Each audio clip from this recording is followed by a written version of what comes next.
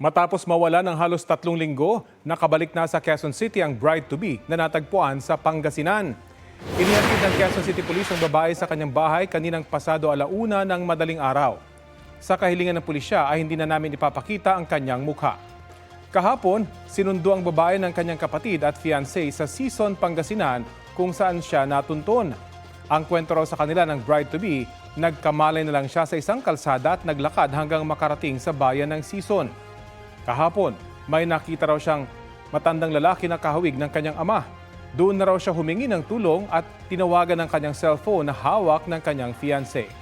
Sa panayam ng unang balita sa unang hirit, sinabi ng Quezon City Police na maayos naman ang pisikal na kondisyon ng babae. Patuloy raw na inaalam ng QCPD kung paano napunta ang bride-to-be sa Pangasinan.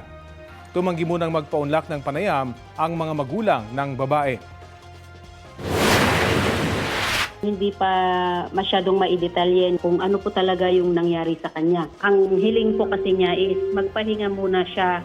Wala naman daw po siyang ibang nararamdaman. Medyo nangihina lang siya at gusto niyang magpahinga.